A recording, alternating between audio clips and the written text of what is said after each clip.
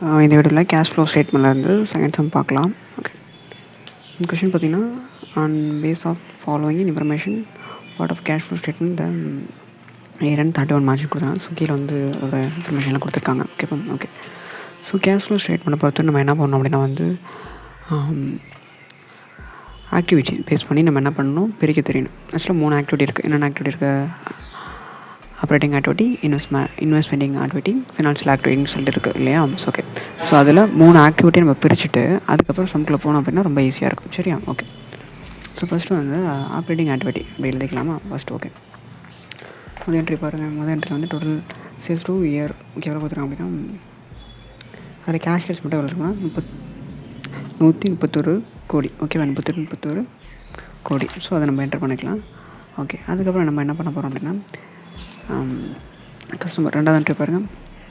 Credit customer எவ்வளோ பேர் இருக்காங்க அப்படின்னா 67 கோடி இருக்காங்க. ஸோ அதை நம்ம ஆட் பண்ணிக்கலாம். Next supplier employer. ஸோ அவங்களை வந்து நம்ம பே பண்ணுறோம். ஸோ அப்படிங்கும்போது அதாவது கேஷ் ஃப்ளோ ஸ்டேட்மெண்ட் பொறுத்த வரையும் இன்ஃப்ளோ இருந்துச்சு அப்படின்னா நம்ம என்ன பண்ணிக்கலாம், ஆட் பண்ணிக்கலாம். அவுட் ஃப்ளோ இருந்துச்சு அப்படின்னா நம்ம அதை மைனஸ் பண்ணோம். ஓகே, ஸோ தேர்ட் என்ட்ரி பார்த்திங்க அப்படின்னா பெய்ட் பண்ணுறோம். அதாவது சப்ளையருக்கு விஷ் வாங்கும்போது நம்ம என்ன பண்ணுறோம் அப்படின்னா பே பண்ணுறோம். ஸோ அப்படிங்கும்போது அது அவுட் ஃப்ளோவில் வரும் இல்லையா? ஓகே, வெளியில் போய் ஸோ அவுட் ஃப்ளோ வரும். ஸோ அதனால் நம்ம என்ன பண்ண போகிறோம்னா மைனஸ் பண்ண போகிறோம். ஸோ மைனஸ் பண்ணால் நம்மளுக்கு 39 தான் கிடைக்கிது. ஓகேவா? ஓகே, ஸோ இதுலேருந்து நம்ம என்ன பண்ணுறோம்னா டேக்ஸ் வந்து மைனஸ் பண்ணணும். ஓகேவா? ஓகே, டேக்ஸ் எவ்வளோ கொடுத்துருக்காங்க சம்மில் அப்படின்னா டேக்ஸ் வந்து எவ்வளோ இன்னும் கொடுத்துருக்காங்க 5 என்ட்ரியில் 13 கோடி. ஓகேவா? ஸோ அதை நம்ம என்ன பண்ணலாம், மைனஸ் பண்ணிக்கலாம். மைனஸ் பண்ணோம் அப்படின்னா நம்மளுக்கு வந்து ஆப்ரேட்டிங் ஆக்டிவிட்டியில் 26 கோடி கிடைக்கும். ஓகேவா? ஓகே, ஸோ நெக்ஸ்ட்டு இன்வெஸ்ட்மெண்ட் ஆக்டிவிட்டியில் வந்து என்ன பண்ணோம் அப்படின்னா வந்து மிஷினரி வாங்குறோம் இல்லையா?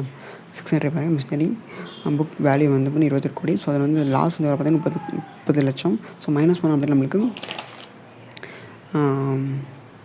20.7. சரியா? ஓகே, ஸோ அதுக்கப்புறம் மிஷினரி பர்ச்சேஸ் பண்ண நியூ மிஷினரி எவ்வளோ வாங்கிறோம் 4 லட்சம். ஸோ இப்போ பர்ச்சேஸ் பண்ணியிருக்கோம் அப்படின்னா கேஷ் வந்து வெளியே போயிருக்குமா?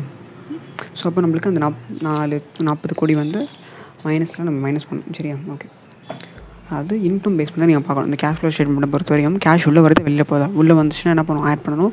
வெளியே போனுச்சுன்னா மைனஸ் பண்ணி நீங்கள் பர்ச்சேஸ் பண்ணாலும் சரி, சேல்ஸ் பண்ணாலும் சரி. ஓகேவா? ஓகே, ஸோ நம்ம இங்கே சேல்ஸ் பண்ணதுனால என்னாச்சு அப்படின்னா வந்து 20.7 வந்துருச்சு. பர்ச்சேஸ் பண்ணியிருக்கோம். நியூ மிஷினரி பர்ச்சேஸ் பண்ணால் 40 லட்சம் பர்ச்சேஸ் பண்ணியிருக்கோம் 40 கோடிக்கு. ஸோ அதை நம்ம மைனஸ் பண்ணோம் அப்படின்னா நம்மளுக்கு 19.3 மைனஸில் இருக்குது. சரியா? ஓகே, ஸோ இது வந்து இன்வெஸ்ட்மெண்ட் ஆக்டிவிட்டிலாம் வந்துச்சு. நெக்ஸ்ட் வந்து ஃபினான்ஷியல் ஆக்டிவிட்டி போடணும். ஸோ இதில் என்ன பண்ணோம் அப்படின்னா ஷேர். இதில் பார்த்திங்க அப்படின்னா வந்து 4th என்ட்ரி பாருங்கள். ஈக்விட்டி பர் ஷேர்ஸ் வந்து எவ்வளோ 16 கோடிக்கு வாங்கியிருக்கோம். ஓகேப்பா? அதில் 20% வந்து ப்ரீமியம். 16 கோடி இன்ட்டு 20% போட்டோம் அப்படின்னா நம்மளுக்கு 20.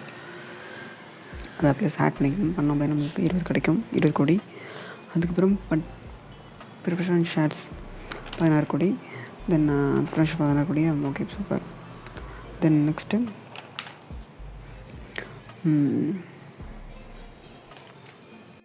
அப்புறம் 7th என்ட்ரி பாருங்கள்.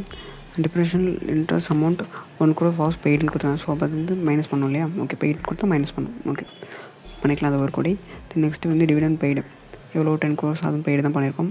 ஸோ அதை நம்ம மைனஸ் பண்ணிக்கலாம். அதுக்கப்புறம் டிவிடெண்ட் பர்ச்சேஸ் பெய்ட் பண்ணியிருக்கோம், வாங்கியிருக்கோம் இல்லையா? ஸோ அதுக்கு பே பண்ணியிருக்கோம். அதுக்கு 70% வந்து என்ன பண்ணியிருக்காங்க, டேக்ஸ் வந்து பிடிச்சிருக்காங்க. ஸோ அதை நம்ம மைனஸ் பண்ணி தான் ஆகணும். ஓகேவா? ஓகே, ஸோ நம்ம மைனஸ் பண்ண நம்மளுக்கு 8.7 கிடைக்கும். ஓகேவா? அது எல்லாமே என்ன பண்ணுவோம்னா operating activity, investment activity, financial activity இதெல்லாமே வந்து நம்ம என்ன பண்ணுவோம், ஆட் பண்ணி மைனஸ் பண்ணிட்டோம் அப்படின்னு நம்மளுக்கு -2 கிடைக்கிது. அதோட நம்ம என்ன பண்ணோம்னா opening cash and cash equivalence வந்து நம்ம என்ன பண்ணோம் அப்படின்னா ஆட் பண்ணுறோம். ஆட் பண்ண நம்மளுக்கு 7 கிடைக்கிது. ஓகேவா? அதாவது closing balance, cash and cash equivalence. ஓகேவா?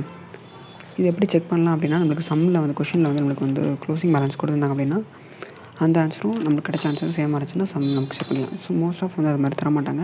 சப்போஸ் இருந்துச்சு அப்படின்னா நீங்கள் வந்து க்ளோசிங் பேலன்ஸ் செக் பண்ணி பார்த்துக்கலாம். சரியா? ஓகே, ஸோ இந்த சம் புரிஞ்சாலும் சொல்லிட்டு கமெண்ட்ஸ் தருவீங்க. மறக்காமல் சப்ஸ்கிரைப் பண்ணிக்கோங்க. சம் ப்ராக்டிஸ் தரேன், அதை போட்டு பாருங்கள். நெக்ஸ்ட் சம் பார்க்கலாம். தேங்க்யூ.